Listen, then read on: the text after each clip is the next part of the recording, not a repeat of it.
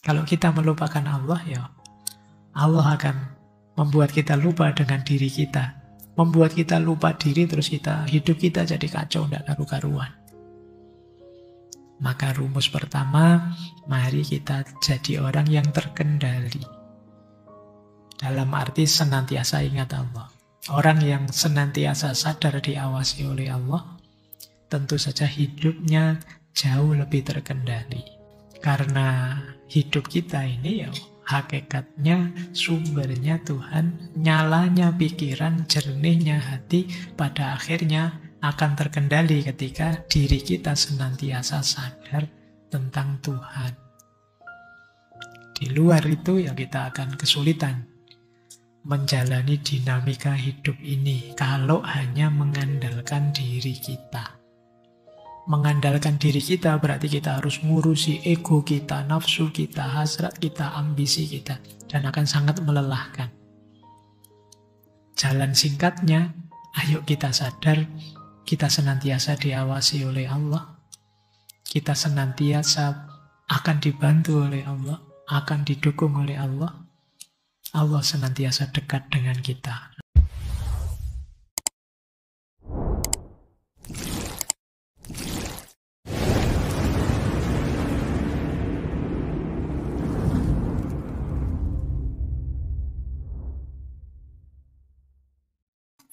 Assalamualaikum warahmatullahi wabarakatuh.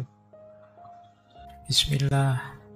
Mari kita lanjut lagi belajar kita, ngaji kita. Jadi intinya ngaji filsafat itu ya ngaji, kita belajar ya. Segala yang di luar itu bonus. Jadi bonus itu ada, alhamdulillah, tidak ada ya, tidak masalah. Bahkan termasuk pemahaman kita, kepandaian kita, itu ya anugerah sebenarnya bonus. Karena yang bisa kita lakukan hanya belajarnya. Maka ayo kita mulai ya, nawaitunya belajar. Baik, kita mulai nggih. Apa sih krisis spiritual itu? Ini kalimatnya agak puitis ya, ini saya sedang seneng bikin puisi. Saat hati terasa hampa, hidup berjalan seperti biasa, tetapi kita tidak tahu untuk apa. Ketika seseorang kehilangan rasa dekat dengan Tuhan, sehingga jiwanya tidak tenang, meskipun banyak hal di dunia sudah dalam genggaman. Ketika seseorang lapar makna, tubuh kenyang, tetapi batin tetap merasa kurang. Ketika seseorang merasa jauh dari nilai-nilai yang membuat hidupnya bernilai, seperti syukur, cinta, dan harapan. Itulah krisis spiritual. Adakah teman-teman yang ngalami? Banyak mungkin ya. Oke. Pak, saya spiritualitas saja belum nyampe, gimana krisis? Baik, ya semoga nanti kita tidak ngalami. Tapi kalau ngalami ya, ayo kita kelola dengan baik. Ciri-cirinya tadi sudah banyak disebut ya. Yang pertama, kebingungan eksistensial. Tidak tahu kenapa saya hidup, untuk apa sih saya hidup ini. Itu kebingungan eksistensial namanya. Ini di banyak filosof dibahas. Pertanyaan tentang tujuan hidup ini. Semoga teman-teman sudah bertanya pada dirinya masing-masing dan semoga punya jawabannya. Seabsurd apapun, senaif apapun jawabanmu, punya itu sudah luar biasa. Jangan sampai kalian biarkan hidupmu tanpa tujuan. Yang kedua, batin kosong. Aktivitas jalan, tapi kalian seperti robot autopilot. Cirinya biasanya kamu kaget. Loh, sudah seminggu tidak terasa. Sudah ngaji filsafat lagi, perasaan baru kemarin, itu berarti kamu selama ini, seminggu ini autopilot saja hidupmu. Kamu tidak bisa menikmati detik per detiknya, tidak terasa. Yang ketiga, kamu mulai usil, menanyakan keyakinan-keyakinanmu sendiri. Apalagi mahasiswa di usia kalian itu mulai, apa iya saya harus begini? Nah, itu pertanyaan-pertanyaan itu mulai muncul. Berarti kalian sedang mengalami krisis eksistensial. Merasa terasing, merasa tidak dekat dengan Tuhan, tidak dekat dengan orang lain, bahkan merasa tidak memahami dirinya sendiri. Kamu merasa terasing, itu berarti kalian sedang mengalami krisis spiritual. Kemudian hidupmu ada di mode mencari, searching, mencari tanpa henti. Itu mungkin kayak aplikasi di HP atau di laptopmu itu yang gambar muter-muter terus. Tidak selesai-selesai searchingnya. Dan kamu merasa lelah. Semua buku sudah kamu baca, semua channel kamu dengarkan. Tapi kamu masih gelisah. Modemu searching terus. Ini tidak cocok, itu tidak cocok. Kamu gelisah terus. Secara psikologis terus kamu merasa cemas, agak depresi, baper akut, gampang marah, merasa hidup tidak jelas. Temannya tidak menyinggung, dianggapnya menyinggung. Jadi temannya baik-baik menyapa, lama tidak ketemu, tambah cakep aja. Terus kita ngamuk, jangan nyinyir, mentang-mentang. Nah, wong kita itu ya basa-basi biar enak, malah kamu ngamuk. Ya, lu motornya kemana? Kok jalan kaki saja? Lalu sejak dulu saya tidak punya motor, ngenyek ya. Oke, atau bisa kok jalan kaki aja? Memangnya harus merangkak misalnya. Dari mana? Dari belakang. Mau kemana? Mau ke depan. Oke, kamu sedang lelah kalau begitu. Oke ya, krisis. Akarnya apa? Beberapa hal ini mungkin coba kalian cek ya. Mungkin jangan-jangan jadi akarnya. Yang pertama, mungkin kalian terlalu sibuk selama ini. Aktivitas ini, aktivitas itu. Lupa menikmati hidup. Lupa berdoa, lupa bersyukur.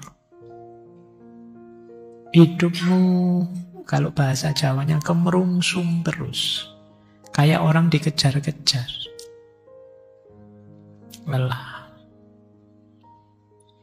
Yang pertama itu. Yang kedua, mungkin orientasi hidupmu keliru.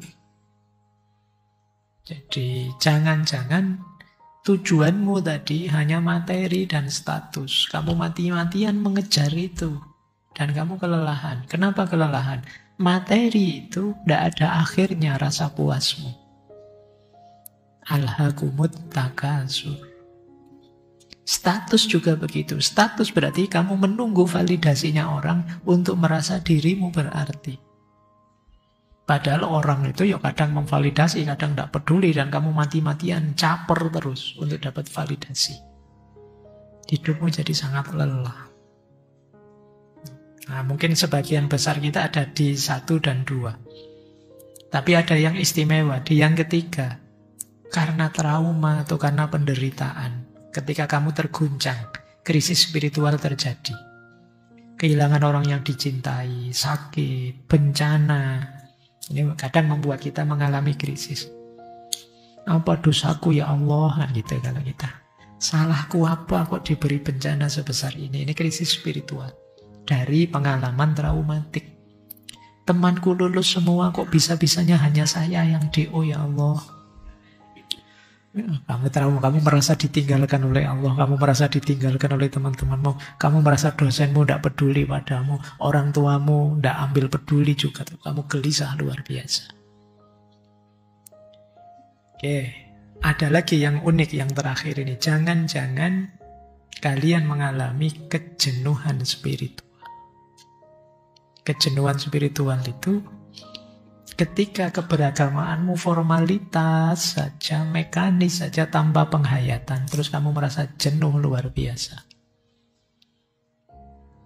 Karena fokusmu pada formalismenya. Tidak salah, tapi ketika kamu tidak menikmatinya, ya kamu capek. Sering saya pakai kalimat beragama dengan dasar kewajiban saja. Kalau itu hanya kewajiban saja, agama itu rasanya jadi beban dalam hidup kita. Kalau dia jadi beban, ya kamu akhirnya tidak bisa menikmati, tidak bisa memetik indahnya beragama.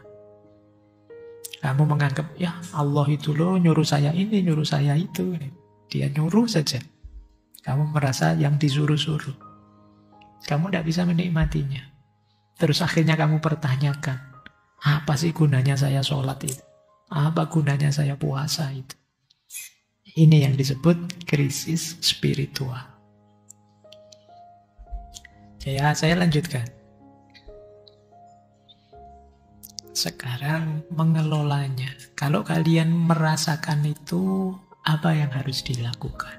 Nah, ini kalau pakai tema bulan lalu, ini bagian dari resiliensi.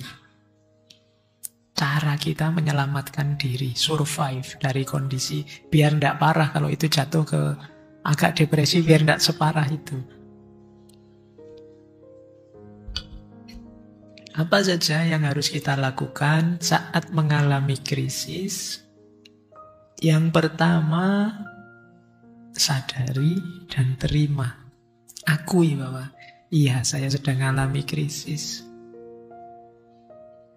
Banyak di antara kita yang menerima saja tidak ngaku kalau kita sedang krisis. Mengkritik agama sebegitu banyaknya, terus kamu sedang krisis ini. Oh, kata siapa? Ini saya tidak krisis, ini saya sedang kritis. Pikiran saya sedang... Anda, kamu sedang gelisah. Segelisah itu kamu dengan agama. Mungkin selama ini kamu kurang nyaman, kurang bisa menikmatinya. Kamu terlalu berjarak dengan agama. Diterima saja kita sedang krisis, kemudian pastikan bahwa Anda itu bukan kegagalan kok. Bukan kehancuran juga, tapi satu titik balik di mana mungkin dari situ kita akan jadi lebih baik. Ingatkan diri kita begitu ya. Jadi kalau mengalami kegagalan apapun teman-teman, oh ini adalah titik balikku, titik awalku untuk memperbaiki diri. Iya sih saya hari ini gagal, tapi diawali dari sini saya akan melakukan perbaikan. Itu lebih nyaman daripada kalian menyangkal, denial. Kalau kalian menyangkal, tambah berat nanti untuk hidupmu. Terima dulu, kalau istilahnya Nietzsche, iyakan hidupmu, iasakan, mengiyakan hidup. Yang kedua, kalau memang sangat mengganggu krisis itu, coba kalian mundur sebentar deh. Kalau sedang sibuk macam-macam, istirahat dulu. Kalau sedang kemerungsung oleh proyek apa, target apa, tujuan apa, direm dulu sebentar. Bagi saya penting, luangkan waktu untuk hening sebentar. Boleh diisi dengan berdoa, dengan tafakkur, dengan uzlah, menjauhkan diri sebentar, biar tenang. Fase ini penting. Sama kayak kalian kalau mungkin yang mahasiswa ya, ujian misalnya, ujian proposal atau ujian skripsi itu biasanya setelah ujian itu panas-panasnya kamu ingin segera memperbaiki masukannya. Tapi kalau saya akan lebih baik, coba deh kamu istirahat dulu, sisihkan dulu saja proposalmu. Ambil nafas dulu, istirahat dulu biar agak cooling down, tenang. Besok atau besok lusa baru kamu buka lagi proposal itu, perbaikannya apa. Itu bagi saya lebih menenangkan. Daripada selesai seminar proposal, kamu langsung ke perpustakaan nyari buku ini kayak orang kalap itu. Malah tidak selesai kamu, malah stres. Jadi mundur dulu sebentar. Kalian ada masalah apapun, mundur dulu sebentar. Kan itu petunjuknya Nabi kan begitu. Kalau sedang marah dalam keadaan berdiri, duduklah. Kalau sedang duduk, berbaringlah. Maksudnya apa? Menarik diri sebentar, direm sebentar. Jangan seambisius itu. Cari momen untuk hening. Terus, kalau sudah tenang, kalau di agama itu ada konsep uzlah, menjauh. Ada yang pakai istilah asketis. Boleh kok, sebentar saja kalau kalian, Pak, apa bisa Pak saya kayak para wali? Nggak usah keduren kalau seperti para wali. Anda sebentar saja biar tenang. Bila perlu matikan HP deh. Main medsosnya nanti saja. Mungkin jalan-jalanlah keluar, lihat sawah, lihat binatang. Main dengan kucingmu apa siapa gitu. Tenangkan dirimu sebentar. Kalau saya penting itu. Menjaga kestabilan jiwa. Kalau sudah, baru terus fokus. Pilih ya, dalam hidup saya itu yang penting ini loh, yang penting ini, yang penting ini. Berarti saya harus fokus ini. Saya harus melatih ini. Saya harus memulai melakukan ini. Nah itu kita mulai. Jadi fokus ke nilai-nilai. Kasih sayang, kejujuran, persaudaraan. Sudahlah saya studi mungkin tidak sesukses teman-teman. Tapi yang penting persaudaraanku dengan siapa saja masih baik. Jadi, fokus ke nilai-nilai. Iya sih, bagian ini hidupku memprihatinkan. Tapi sebenarnya masih banyak yang bisa disyukuri. Nah ini kembali ke nilai-nilai dasar. Kemudian untuk menenangkan kita lagi, boleh kalian membuat catatan. Itu ya. Catatlah hal apa saja yang bisa kalian syukuri dalam hidup. Iya sih sekarang saya baru ada masalah. Tapi pertama saya masih sehat. Alhamdulillah. Teman-teman masih banyak yang support. Alhamdulillah. Ibu kos memaafkan saja kalau membayar kosnya telat. Alhamdulillah. Nikmatmu itu banyak. Jadi nanti ketika kamu sadar, sudah kamu hitung, ternyata anugerahnya Allah itu masih banyak. Kenapa aku segalau itu? Ada masalah 1-2. Ayo disyukuri hal-hal kecil. Sekedar bisa dapat kopi gratis di depan. Itu kan kalian harus bersyukur. Wong yang datang belakangan tidak kebagian. Alhamdulillah saya masih kebagian. Itu kan harus disyukuri. Kalian dapat tempat duduk enak yang bisa senden. Itu ya harus disyukuri. Temanmu yang nggak dapat sendenan sejak tadi mulet-mulet. Kasihan. Loh, jadi ada sangat banyak hal bisa disyukuri. Kenapa kita segalau itu? Kalau ada masalah sedikit-sedikit, wajar saja. Masalah akan membuat kita dewasa. Kemudian ada lagi yang mungkin bisa menenangkan kita. Kayak apa? Berbuat baik. Dengan cara apa? Berbagi kebaikan ke orang lain. Iya sih mungkin secara spiritual saya harus memperbaiki diri. Tapi saya masih bisa kok membantu tetangga yang perlu makan dan kesulitan untuk memberi makan anak-anaknya. Meskipun sekedar 10.000, 20.000 misalnya. Ini membangun makna diri. Membuat kita tenang. Ternyata saya juga tidak semenyedihkan itu. Buktinya saya bisa bantu orang masih bisa. Meskipun tidak pakai uang, pakai tenaga bisa. Tenaga tidak bisa, pakai senyum saja kan masih bisa. Tetangga saya yang sedang sedih, saya senyumi, dia balik senyum. Wah kan lumayan. Bisa membangkitkan senyumnya itu kan sudah luar biasa. Lumayan saya agak berarti hidup. Dengan pemahaman seperti ini, kita akan jauh lebih tenang. Bahwa ada yang harus diperbaiki, iya.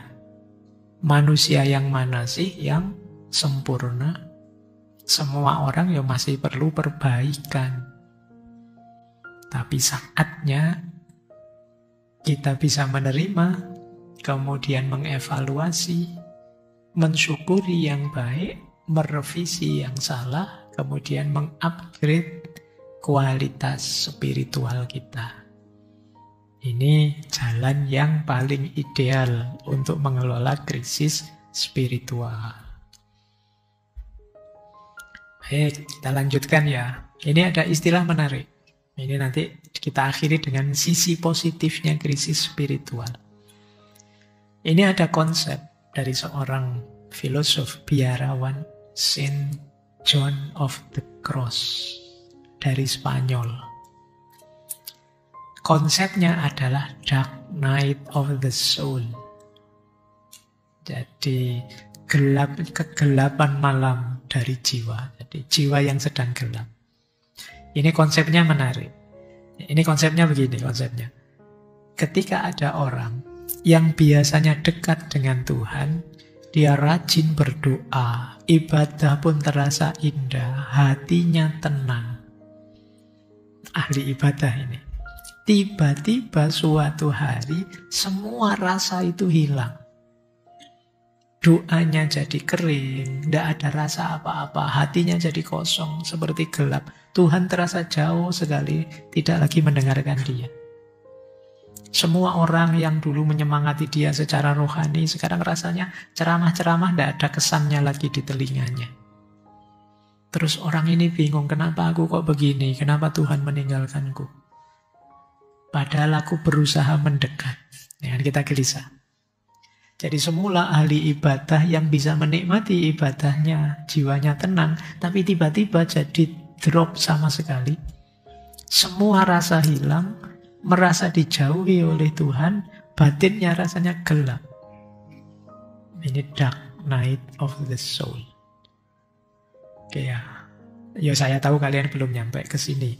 Karena memulai ibadahnya saja masih mati-matian kalian ya. Tapi siapa tahu ada yang sudah serius. Dulu Pak saya menikmati ibadah, sekarang kok hilang rasa ya. Nah, di konsep dark night of the soul itu tenang saja. Yang sedang kalian rasakan itu bukan hukuman dari Tuhan. Itu adalah proses justru menuju perbaikan. Prosesnya di mana? Agar kita bisa lepas dari ketergantungan rasa enak atau tidak enak dalam beribadah. Selama ini kan Pak, saya tenang Pak kalau ibadah itu, batin saya tentram. Ini kan kalian menggantungkan ibadahmu karena rasa tenang dan rasa nyamannya ibadah. Bukan karena Tuhan. Masih berpamrih ibadahmu. Nah, kegalauan tadi satu proses untuk menuju kemurnian dalam beribadah. Jadi kalian tidak mencari Tuhan hanya demi kenyamanan. Nah ini, jadi diri kita dibersihkan dari ego. Hanya ingin enak, hanya ingin nyaman. Karena banyak di antara kita yang ibadahnya masih berpamrih. Kalau pamrihnya sudah dapat, biasanya terus ibadahnya agak males. Kalau mau ujian, kalian kan ya sholat tahajud, ya puasa Senin Kemis, ya baca wirid ini, wirid itu kan gitu. Begitu ujian, nilainya keluar, ya sudah.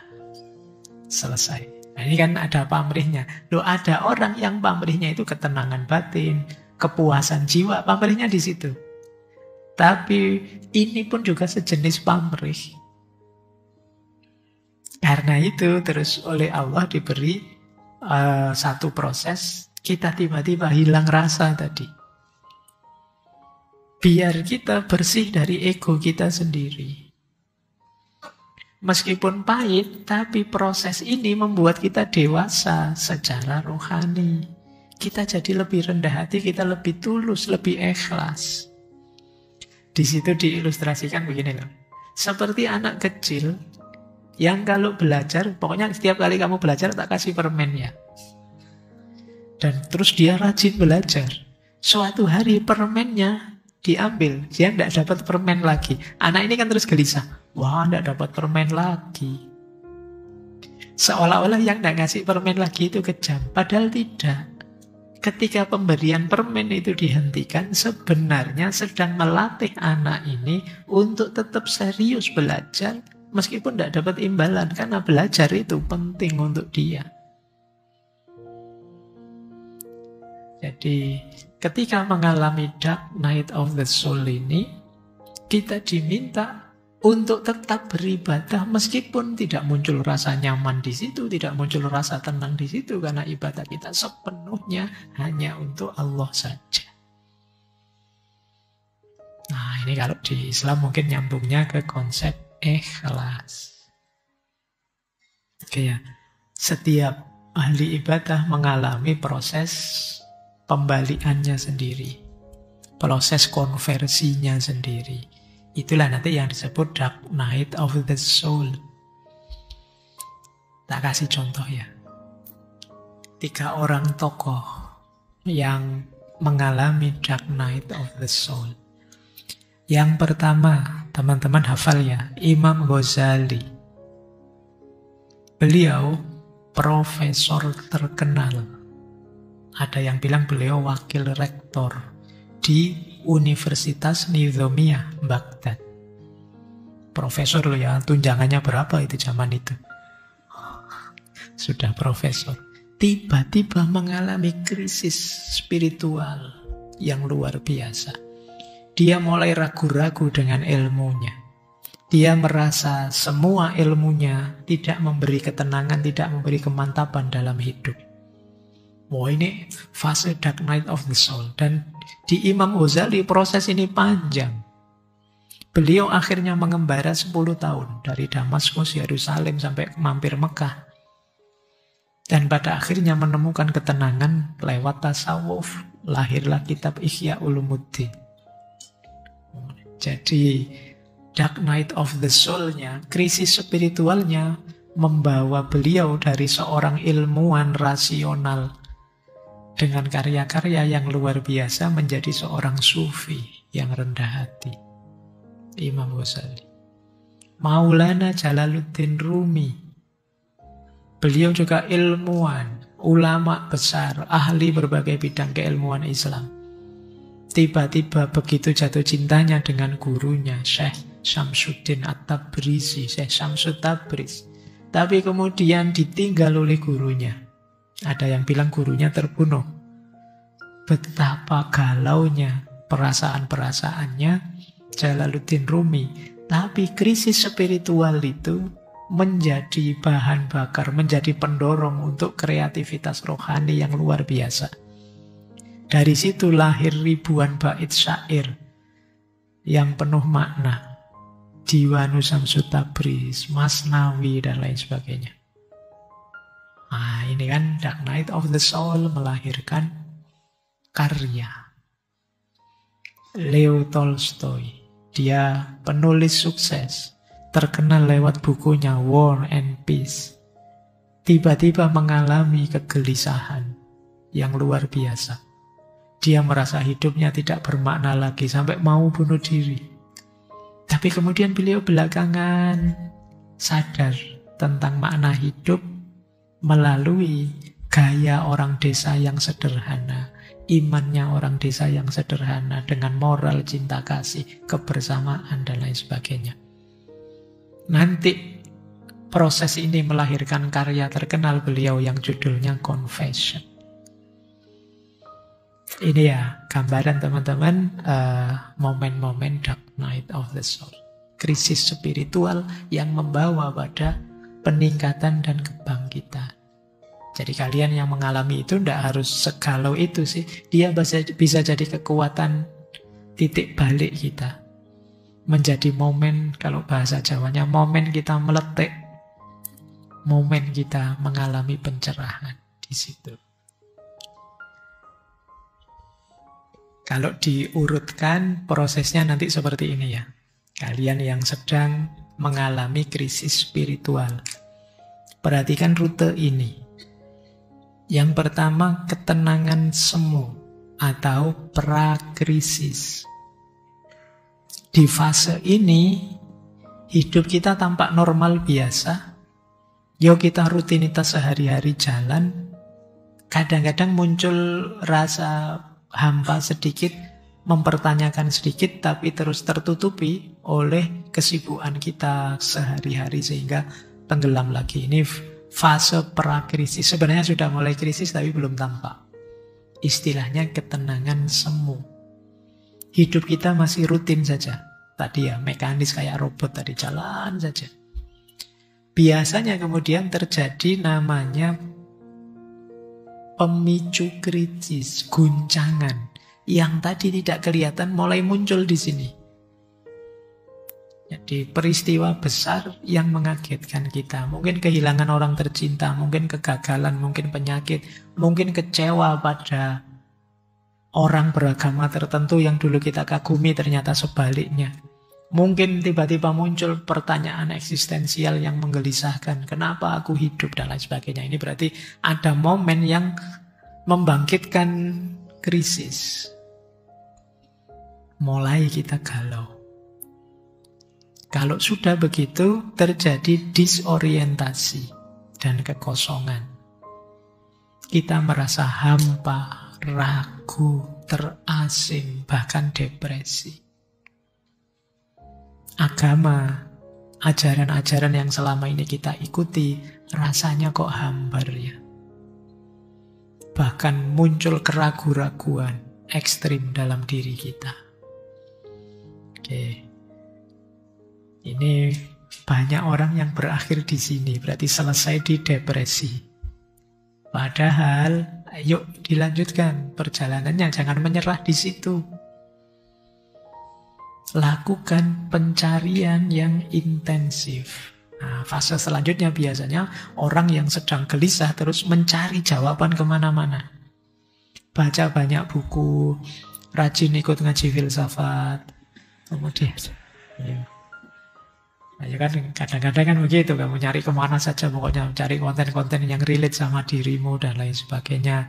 Berguru ke tokoh spiritual, nyoba-nyoba ritual meditasi kayak gimana ya, yoga kayak gimana ya. Kadang-kadang kamu nyoba-nyoba begitu, melakukan aktivitas passing over dan lain sebagainya. Tiba-tiba kamu suka membaca Buddhisme, tiba-tiba kamu suka pencarian.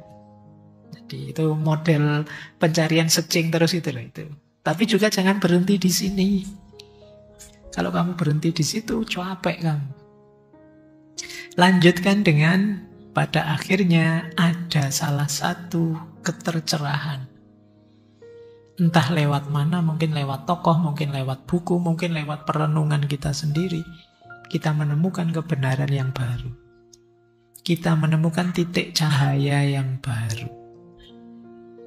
Kalau bahasa kita mungkin kita dapat hidayah pada akhirnya. Ditunjukkan oleh Allah jawabannya. Ketika sudah dapat itu, terjadi integrasi dan transformasi. Sekarang kita lanjutkan beragama dengan lebih mantap, lebih dalam, lebih dekat dengan Tuhan. Setelah dulu sebelumnya kita hanya mekanis saja, otomatis saja jalannya. Ya, sampai terakhir kita transformasi jadi orang yang lebih baik, lebih otentik. Coba nanti perhatikan, teman-teman ada di mana rutemu sekarang. Mungkin sebagian besar ada di prakrisis. Ketenangan tapi semu. Ya kalau bisa tidak harus mengalami fase depresi. Coba kalian cari pencerahanmu sendiri lewat berbagai cara. Untuk bisa kemudian bertransformasi jadi lebih baik lagi, jadi lebih baik lagi.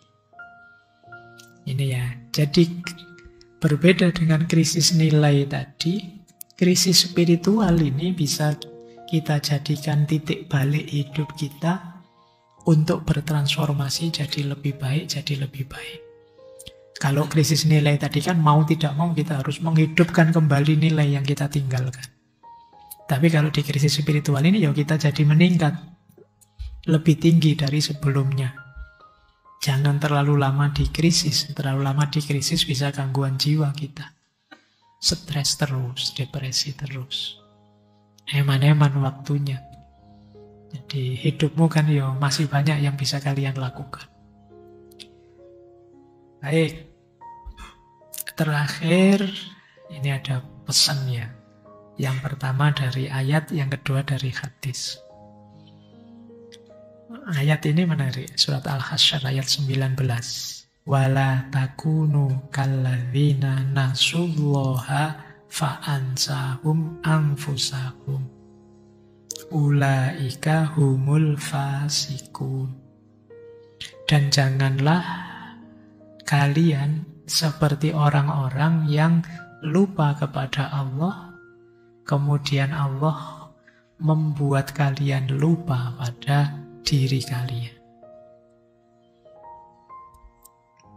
Jadi kuncinya hidup tetap di spiritualitas dalam makna ayo kita hidup dengan kesadaran ilahiyah, dengan kesadaran bahwa Allah senantiasa bersama kita.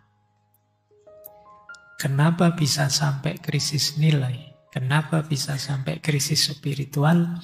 Kemungkinan kita masih belum dekat dengan Allah, dengan Tuhan. Kesadaran kita juga bukan kesadaran ilahiyah. Mungkin kesadaran material, mungkin kesadaran kesuksesan duniawi, mungkin kesadaran jabatan, dan lain sebagainya, tapi pasti bukan kesadaran Allah. Kalau kita melupakan Allah, ya Allah akan membuat kita lupa dengan diri kita. Membuat kita lupa diri, terus hidup kita jadi kacau, tidak karu-karuan. Maka rumus pertama, mari kita jadi orang yang terkendali. Dalam arti senantiasa ingat Allah. Orang yang senantiasa sadar diawasi oleh Allah, tentu saja hidupnya jauh lebih terkendali. Termasuk kemungkinan diserang oleh krisis-krisis tadi. Tetap bisa selamat, tetap bisa fight back, resiliensinya tinggi. Dikuatkan oleh hadisnya Rasulullah, mathalul ladzi yadhkuru rabbah walladzi la yadhkuru rabbah mathalul hayyi wal mayyit. Perumpamaan orang yang ingat dengan Tuhannya dan yang tidak mengingat Tuhannya itu seperti orang mati dan orang hidup. Yang ingat Tuhan itulah orang yang hidup, yang tidak ingat Tuhan itu seperti orang yang mati. Itu ureanya panjang, teman-teman bisa menggali sendiri kenapa sih yang tidak ingat Tuhan seperti orang yang mati. Karena hidup kita ini ya hakikatnya, sumbernya Tuhan, nyalanya pikiran, jernihnya hati, pada akhirnya akan terkendali ketika diri kita senantiasa sadar tentang Tuhan. Di luar itu ya kita akan kesulitan menjalani dinamika hidup ini kalau hanya mengandalkan diri kita. Mengandalkan diri kita berarti kita harus ngurusi ego kita, nafsu kita, hasrat kita, ambisi kita. Dan akan sangat melelahkan. Jalan singkatnya, ayo kita sadar, kita senantiasa diawasi oleh Allah. Kita senantiasa akan dibantu oleh Allah, akan didukung oleh Allah. Allah senantiasa dekat dengan kita. Nah, ini makna dari ayat dan hadis ini. Baik, saya kira itu. Kurang lebihnya mohon maaf. Wallahul muwaffiq. Wallahu a'lamu bissawab. Wassalamualaikum warahmatullahi wabarakatuh.